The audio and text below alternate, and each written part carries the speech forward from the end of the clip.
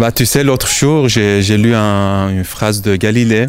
Ouais. Et il dit que mesure tout ce qui est mesurable et puis rendre mesurable ce qui ne l'est pas.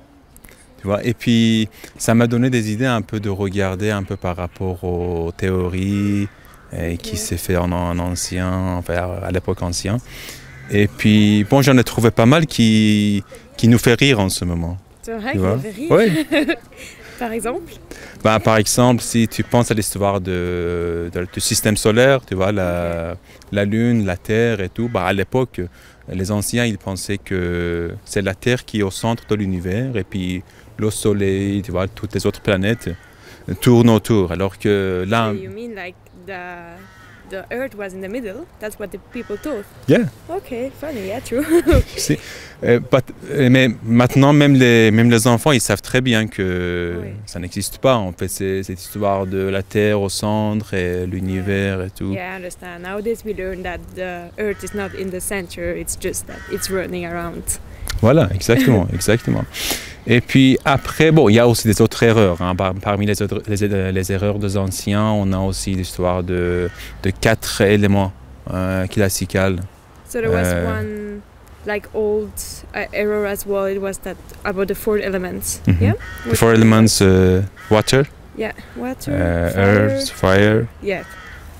Et puis voilà, du coup, sur cette base, on peut dire que il faut quand même se poser des questions par rapport à tout ce qu'on entend. Même si ça paraît tout à fait correct et tout, mais quand même, il y a une possibilité que même les vérités tout à fait évidentes peuvent être un peu trompeuses et puis des fois même mal calculées. So what you mean is that some people they believe something but it's wrong. It's wrong. Yeah, even nowadays. Yeah. Okay.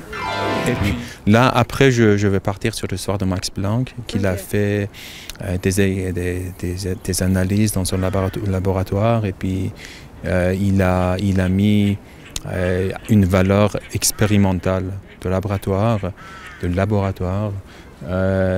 égale à une valeur théorique qui est E égale MC2. Il a mis une valeur expérimentale. Il a juste mis un nombre. Oui, par exemple, il a trouvé un montant. Ouais. C'était un chiffre. Et puis, avec Einstein, évidemment. Ouais. Et puis, après, ils l'ont mis égal à une valeur théorique. Et cette valeur, c'était la vitesse de lumière. Ok. Tu vois? Ouais. Ça, ils ont trouvé dans leur laboratoire. Et après, ils ont essayé de mettre égal à ce fameux équation de E égale MC2. Ouais. Tu vois? Du coup, l'idée, c'est critiquer ça, c'est de dire que c'est déjà... C'était une théorie et du coup, voilà, on ne peut pas mettre tout de suite égal à une valeur expérimentale.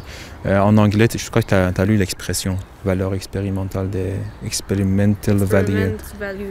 Oui, experimental value, quelque chose comme ça. Hypothetical value. Sur la vidéo, c'était expérimental parce que ça peut être... Ouais. ça peut être plus... Oui, après, ça peut être plus cohérent. Et après, voilà, après nous on explique que la vitesse de lumière, en fait, comment dire. Et voilà, après, qu'est-ce qu'ils ont fait pour faire jouer cette équation? Ils ont essayé de changer la masse de photons, mc², tu vois, parce que d'un côté, toi, E, c'est énergie, mc², ils ont dit si c'est la vitesse de lumière, c'est constant. C'est constante cette vitesse. Du coup, qu'est-ce qu'il faut faire pour que ça joue? Ils ont pris la masse de photons variable. Ok, variable photon mass. Okay. Voilà. Take the photons mass variable, something like this. Et après, voilà, après le but de cette vidéo, de cette recherche, c'est de dire que la masse de photons est constante. Okay. C'est la masse de photons qui est constante. Et puis, et puis voilà. Et puis s'il y a des changements d'énergie, c'est parce que le gyro radius, ça aussi ça, il faut retenir. Gyro radius, c'est vraiment... Voilà. Moi je vais dire les rayons de l'armure, parce qu'en français c'est le rayon de l'armure, le rayon, n'est-ce pas? Le rayon de l'armure, mais en anglais c'est gyro radius. Et puis on va dire que si on a le changement d'énergie interne de photons, c'est dû à un changement de rayon de l'armure. Okay.